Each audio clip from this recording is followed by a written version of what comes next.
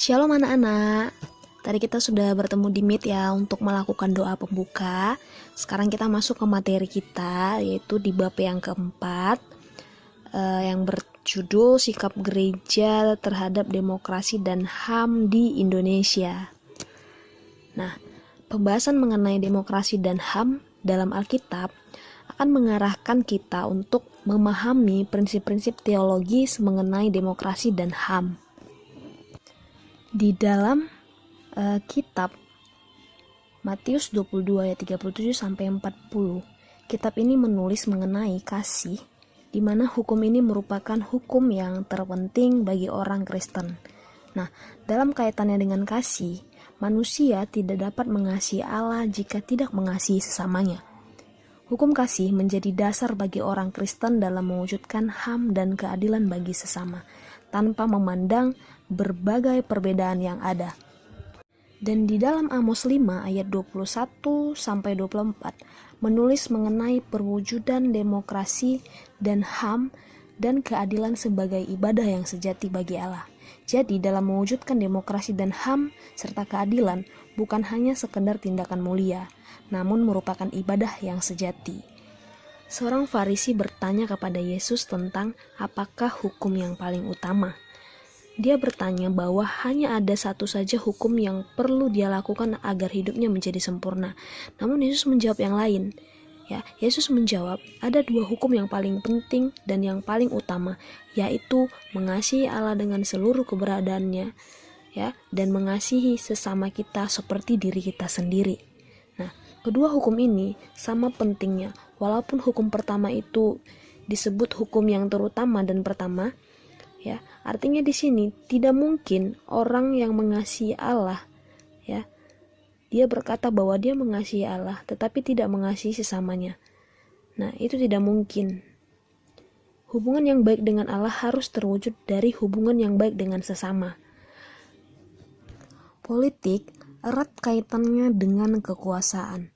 Meskipun Yesus tidak berbicara secara khusus mengenai politik ataupun kekuasaan, namun sikapnya terhadap politik dan kekuasaan nyata melalui praktek kehidupannya.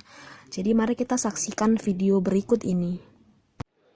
Teacher, we know that what you say and teach is right. We know that you pay no attention to man's status, but teach the truth about God's will for man.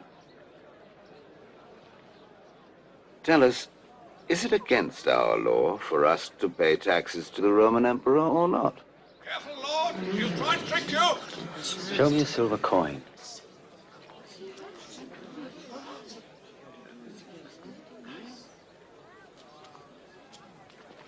Whose face and name are these on it? Caesar! Then render unto Caesar the things that are Caesar's, and to God the things that are God's.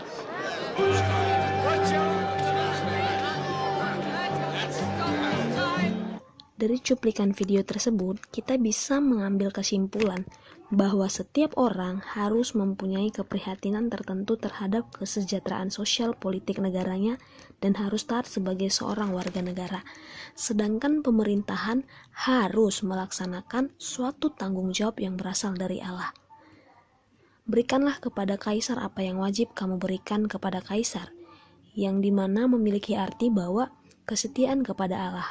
Karena Allah juga berkehendak agar kita menaruh perhatian kepada masyarakat kita.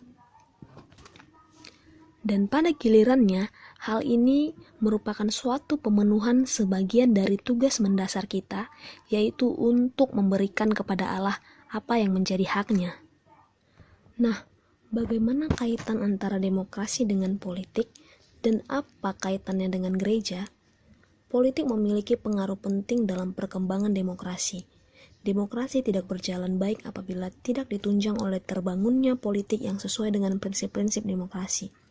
Di sini gereja memiliki kepentingan sebagai kontrol terhadap perwujudan politik dan demokrasi yang menjamin terpenuhnya hak-hak warga masyarakat sebagai manusia yang memiliki martabat.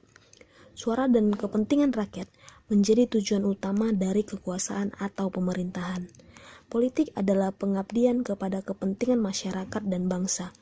Dan hal yang terpenting adalah kesejahteraan masyarakat, bukan pengelola negara. Di dalam 1 Yohanes 4 ayat 20, Allah berfirman, "Jika seorang berkata, 'Aku mengasihi Allah,' dan ia membenci saudaranya, maka ia adalah pendusta. Karena barang siapa tidak mengasihi saudaranya yang dilihatnya, tidak mungkin mengasihi Allah yang tidak dilihatnya." Sampai di sini pembelajaran kita. Ya, kalau kalian kurang paham bisa bertanya di kolom komentar. Shalom, Tuhan Yesus memberkati.